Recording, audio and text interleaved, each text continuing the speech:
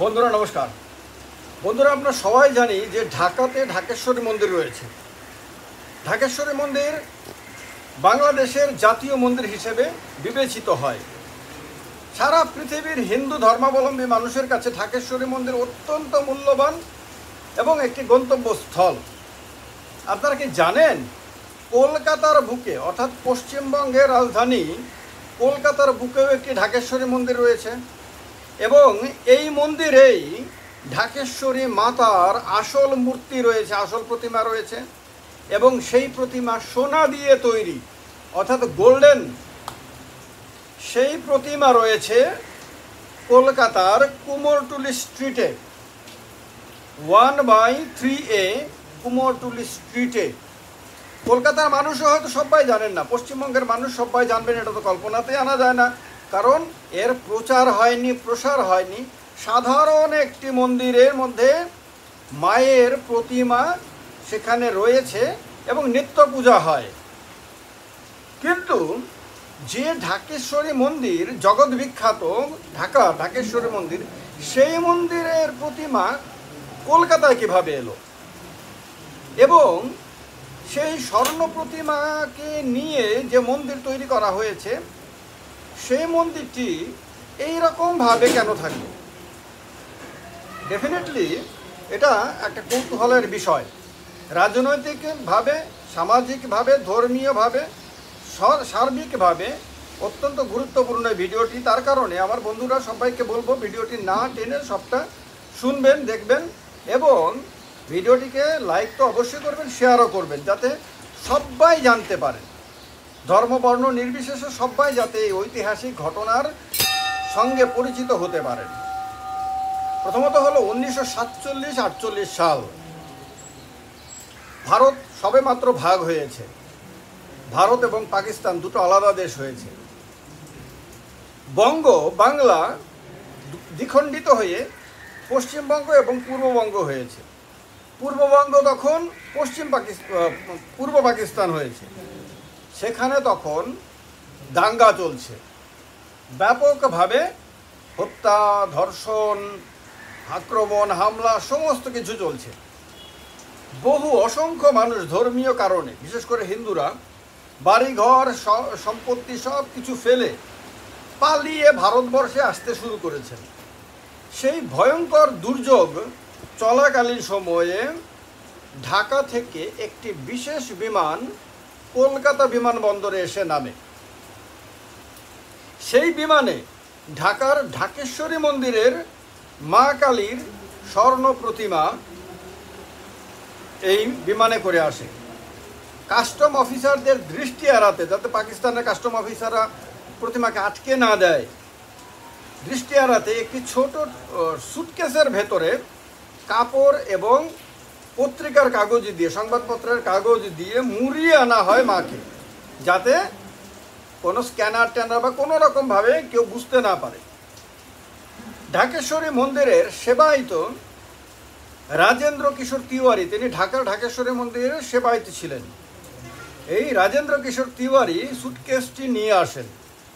তার সঙ্গে ছিলেন হরিহর চক্রবর্তী এবং ব্রজেন্দ্র দুবে, এই দুজন তার সঙ্গে ছিলেন।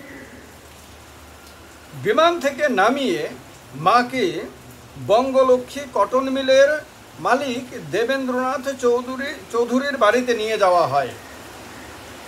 সেখানে মায়ের নিত্য পূজা হলেও একটি মন্দির নির্মাণের সিদ্ধান্ত হয়, অর্থাৎ সিদ্ধান্ত হয় যে একটি মন্দির করা হবে আলাদা এবং সেই মন্দিরে মাকে স্থাপিত করা হবে। সেই অনুযায়ী কুমোরটুলির কথা অনেকেই হয়তো জানেন, অনেকে নাও যদি জেনে থাকেন। কুমোরটুলি সারা পৃথিবীতে বিখ্যাত মূর্তি প্রতিমা শিল্পের জন্য। আমার মনে হয় না সারা পৃথিবীতে কুমোরটুলিকে টেক্কা দেওয়ার মতন আর কোনো জায়গা রয়েছে যেখানে কুমোরটুলির মতন উন্নত শিল্পীরা রয়েছে। কুমোরটুলির প্রতিমা সারা পৃথিবীতে যায়। সেখানে জমি নিয়ে মন্দির তৈরি করা হয়, একটি মন্দির তৈরি করা হয়। আপনারা ভিডিওতে দেখছেন, আমি সেই ভিডিওটা আপনাদেরকে দিয়ে দিয়েছি, কারণ আমি সেখানে যাওয়ার সৌভাগ্য অর্জন করি মায়ের কৃপাতে।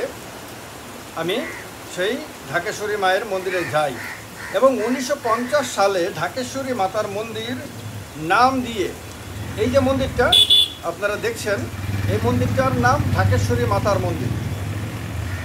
এই মন্দিরে মাতৃ প্রতিমা প্রতিষ্ঠা করা হয়। প্রতিমা 1.5 ফুট উচ্চতার, 1.5 ফিট। প্রতিমা 10 ভুজা কাত্যায়নী দুর্গা, মহিষাসুর মর্দিনী কাত্যায়নী দুর্গা এখানে মা। মায়ের দুদিকে লক্ষ্মী, সরস্বতী, কার্তিক এবং গণেশ, বাহন সিংহ। যেরকমভাবে দুর্গা মাকে আমরা প্রত্যেক বছর পুজো করি সেই রকমভাবে মা এখানে। রাম এবং হনুমানের 2টি মাটির মূর্তিও সেখানে রাখা হয়। আপনারা জানেন সবাই, অকাল বোধন করেছিলেন শ্রীরাম। রামায়ণে উল্লেখ রয়েছে, রাবণকে সংহারের আগে মায়ের আশীর্বাদ নিতে শ্রীরাম মাকে অকালে বোধন করেছিলেন বলে অকাল বোধন। এর আগে মার বসন্তকালে মায়ের পুজো হতো বলে বাসন্তী পূজা হতো, কিন্তু শরৎকালে অকাল বোধন হওয়ার কারণে শারদীয়া হয়, শারদীয়া দুর্গোৎসব হয়। এই কারণে আপনারা দেখবেন যখনই মোটামুটি সেপ্টেম্বর অক্টোবরের কোনো কালে, অর্থাৎ শরৎকালে যখন পুজো হয় সে পুজোকে শারদীয়া দুর্গা পূজা বলে। তো তার কারণে শ্রীরাম এবং রামের ভক্ত হনুমানের 2টো মূর্তি রাখা হয়। এখন কথা হলো, মূর্তির ইতিহাস কি? এইটুকু কি ইতিহাস? এইটুকু ইতিহাস না। 12 শতকে বাংলার শক্তিশালী রাজা বল্লাল সেন, হিন্দু রাজা বল্লাল সেন ঢাকায় ঢাকেশ্বরী মন্দির নির্মাণ করেন। যে ঢাকেশ্বরী মন্দির জগৎ বিখ্যাত, সেই মন্দির বল্লাল সেন নির্মাণ করেছিলেন 12 শতকে, ইতিহাস বলে। মূর্তিটি সে সময় মাটি কাটতে গিয়ে মাটির নিচে পাওয়া যায়। মূর্তিটি তখন তৈরি করা হয়নি, কিন্তু মূর্তিটিকে মাটির নিচে পাওয়া যায়, অর্থাৎ মূর্তি তারও অনেক আগের বোঝা যায়। এবং ঢাকেশ্বরী নামটা কেন হয়েছে বোঝা যায় যে ইতিহাস বলে মাটির নিচে ঢাকা ছিল বলে, মায়ের মাতৃ প্রতিমা মাটির নিচে ঢাকা ছিল বলে একে ঢাকেশ্বরী, ঢাকেশ্বরী নাম দেওয়া হয়। এই ঢাকেশ্বরী মায়ের নামেই কিন্তু ঢাকা, বাংলাদেশের রাজধানী ঢাকা হয়। মাটির নিচে ঢাকা অবস্থায় পাওয়া যায় বলে মায়ের নাম দেওয়া হয় ঢাকেশ্বরী। ঢাকার ঢাকেশ্বরী মন্দিরে যে মূর্তিটি রয়েছে, এখনো যে মূর্তিটি রয়েছে, সেটি একটি প্রতিরূপ, মানে রেপ্লিকা। 1990 সালে এই রেপ্লিকাকে স্থাপিত করা হয়। এই হলো এই যে প্রতিমার ছবি আপনারা দেখছেন। আমি কলকাতায় গিয়ে আমি কুমোরটুলিতে যাই। আমি যখন জানতে পারি একজন দিদির কাছ থেকে, পরবর্তী সময় আমি একটু রিসার্চ করি, এরপরে আমি যাই সেখানে মন্দিরে, এবং এটাকে আমি আমার জীবনের পরম মায়ের আশীর্বাদ বলে মনে করি, পরম ভাগ্য বলে মনে করি যে এই ঐতিহাসিক মাতৃ প্রতিমাকে দর্শন করার, নিজের চোখের চামড়ার চোখে দেখার, কাছে থেকে দেখার, মাকে প্রণাম করার সুযোগ আমি পাই। আমি সেখানে যাই কুমোরটুলিতে, কিন্তু সেখানে গিয়ে আমার খুব বেশি খুঁজতে হয়নি, এটাও সত্যি। যাকে জিজ্ঞেস করেছি সে আমাকে রাস্তা দেখিয়ে দিয়েছে। আমি পায়ে হেঁটে হেঁটে, মানে গাড়ি থেকে নেমে পায়ে হেঁটে হেঁটে গিয়ে মায়ের প্রতিমা তো যাই। সেখানে পুরোহিত মশাই নিত্য পূজা করেন। সেখানকার মানুষের আবেগের সঙ্গে এই প্রতিমা, এই মন্দির যুক্ত হয়ে আছে। কিন্তু এই ঐতিহাসিক মন্দিরটিকে যেভাবে রক্ষণাবেক্ষণ করা দরকার ছিল এবং এই এলাকাটিকে যেভাবে সাজানো দরকার ছিল, সেটা কিন্তু করা হয়নি।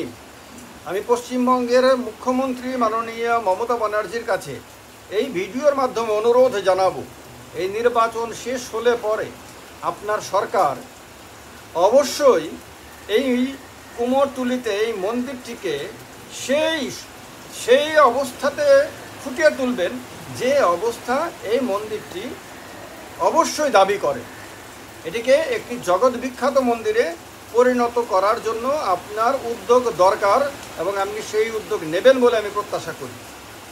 আর দেশের প্রধানমন্ত্রী এই নির্বাচনের মধ্য দিয়ে প্রধানমন্ত্রীর আসনে যিনি বসবেন, নরেন্দ্র মোদী বসুন, অথবা রাহুল গান্ধী বসুন, অথবা মল্লিকার্জুন খড়গে বসুন, অথবা অরবিন্দ কেজরিওয়াল বসুন, অথবা মমতা ব্যানার্জি বসুন, অথবা অন্য যে কেউ বসুন, তার কাছেও এই ভিডিওর মাধ্যমে আমার আবেদন থাকবে যে ঢাকেশ্বরী মায়ের যে রাজরাজেশ্বরী যে মহিমা, সেই মহিমাকে এখানে ফুটিয়ে তোলার জন্য যে ব্যবস্থাপনা, সেটা যাতে রাজ্য সরকার এবং কেন্দ্র সরকার উভয়ই দায়িত্ব নিয়ে সেটা করে।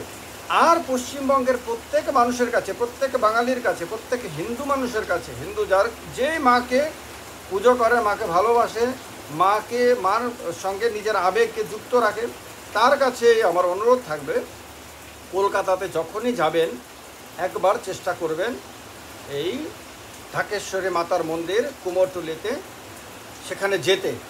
যদি সবাই মিলে যেতে শুরু করেন তাহলে রাজ্য সরকার, কেন্দ্র সরকার এবং সবাই, মিউনিসিপ্যাল কর্পোরেশন থেকে শুরু করে সবাই বুঝতে পারবে যে এর গুরুত্ব কি বিশাল, এবং সবাই বাধ্য হবে নিজেদের স্বার্থেই হোক, জনগণের মনের চাপেই হোক, এই মন্দিরটিকে বিশাল রূপ দিতে। এটা সবাই মিলে করবেন, এই প্রত্যাশা সবার জন্য। জয় মা ঢাকেশ্বরী, জয় মা কালী, প্রণাম মা।